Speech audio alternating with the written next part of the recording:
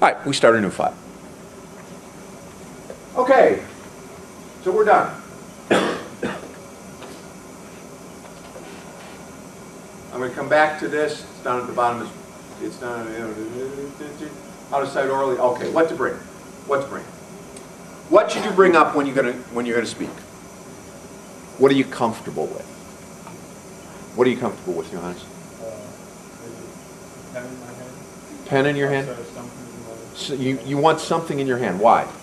Just so I don't do something stupid with my hand. Right. You want to make sure that your hands are under your control, Yeah. and you don't want to do this. That's part of delivery. You don't want to do this. So if you have a pen in your hand, that might help. Don't be. Have you ever seen Bob Dole? You guys know Bob Dole? Bob Dole. He is retired from Kansas politics. He was our senator for a lot of years, and he has an injured hand, and he always has a pencil. He always had a pencil. He's now feeble and in his late 80s, but he always had a pencil in his hand. And he'd go through speeches with this pencil in his hand, and it was like, why do you do that? Oh, it's because your hand doesn't work. So you put that there as a way to keep yourself from doing something stupid. What do you want to do to speak from? What do you want to speak from? What are you comfortable with, Stephen? That little box thing. Yeah, you want to hide behind that. But what are you going to bring in your hands? Are you going to bring a complete manuscript, a preparation outline, a speaking outline, or cards, notes? What are you going to bring? I just do note cards. Note cards. Note cards. Good. Courtney, what are you going to bring? An outline. Okay. Okay. Outlines. Note cards. Hannah. Note cards. Okay. Chelsea. Note cards. Does anybody feel like I need a whole manuscript? Anybody? You feel like you need a whole manuscript? Anybody? It's okay if you do. If you have a whole manuscript, you can bring it up. Know that it will cost you a little bit on your delivery points. It's just 1 out of 11 things that I will grade. You'll grade on 5 issues. But I grade on 11 issues. And delivery is 1 out of 11. And they're all graded the same amount. Okay? And bringing a manuscript up, if that's what you need to do, is better than getting up in front of the class and totally blanking out and going,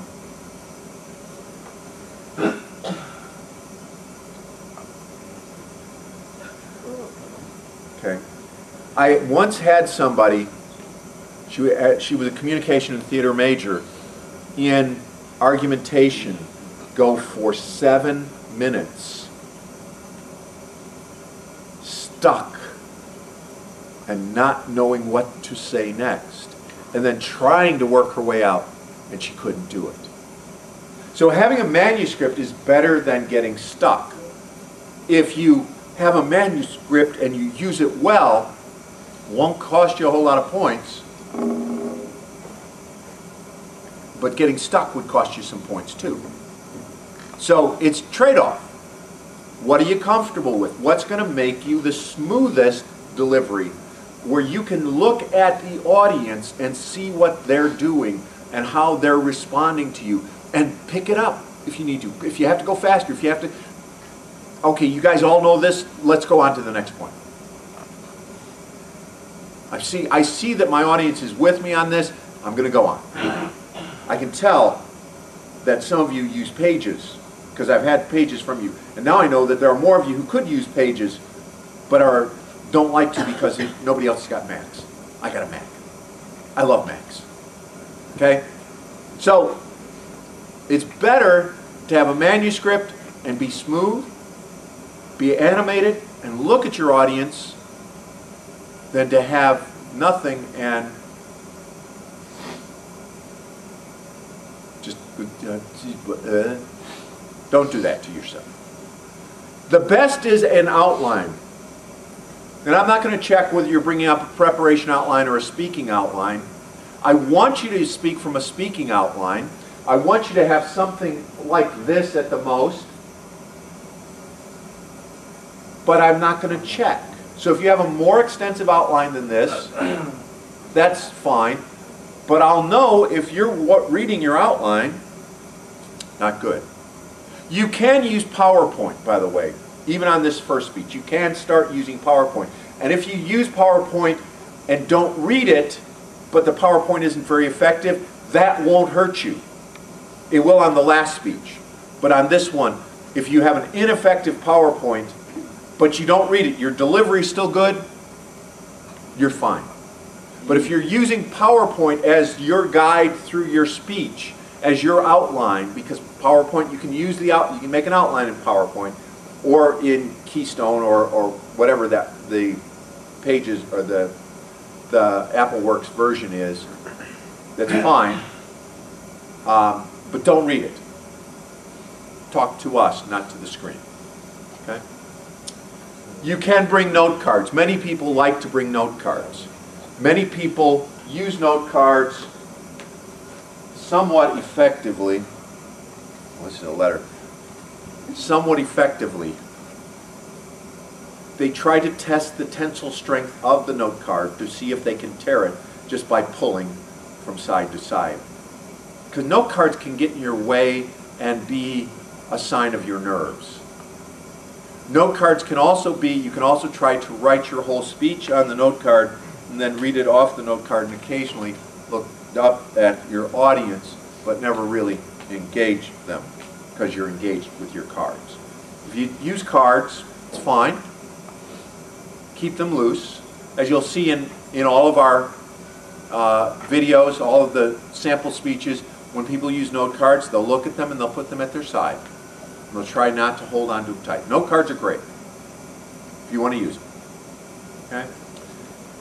Memory. How many of you have done a speech? Bush, you've done a speech just from memory? Of course you have. You were in contest. Yeah. Contest speeches are always from memory. Who else has done speech just from memory? Just from memory. What's the advantage of memory? Like, what's your advantage with memory? You don't have to use anything, you just know it. You just know it. And you look at your audience. Yeah, and you look like You look, great credibility. Okay? What's the disadvantage? if you forget where you are. Exactly. Yeah, you go, yeah, you have to learn, if you can learn to do that, and it is a skill, if you can learn to do that and make stuff up, and make those transitions happen, you're okay. But you're running a danger with memory that, I don't know a single actor who hasn't gone up on lines on stage. To go up on lines means you forget your lines. It is embarrassing. It hurts the performance and it is embarrassing. If you want to try memory, memory is one of the 5 classical canons of rhetoric. In other words, one of the 5 things that was expected of speakers. We're changing that to how you use technology. If you want to try to go on memory, be my guest. I will be amazed and be just so impressed by that. And your score will go up, but not much. Because it's only one of 11 parts of our score sheet. Okay? So you can bring up a manuscript, you will lose a few points, but you'll gain the points back because your delivery is better. I want you to work from an outline. You can bring up a preparation outline or a speaking outline. Don't read it, look at us. You can do it from note cards, but don't write your speech on note cards. You can do it from memory, but you're taking a risk. Risk will be rewarded as long as it succeeds. Best to do an outline, even if you're working from memory, have that outline to cue you. Any questions about what to bring? Everybody clear? Yes, Blake. So pretty much for your power, if you wanted to use a PowerPoint, you can use it for like pictures to help say what you're talking about so people understand. Exactly. So if you're going to do PowerPoint, say that again so Lily can hear it. You can use it to like help describe what you're going to say and make your point. Exactly. Visual aids should be visual and aid. To the others. And we'll talk lots more about that as we move toward the capstone. Yeah, I know. It's like the confusion rectification of names. What should a teacher do? A teacher should teach. What should a governor do? A governor should govern. And if you are doing those things, you got it right. Yeah. So, yeah, visual aid should aid. It's kind of in the corner of this thing. How? Let's start a new file.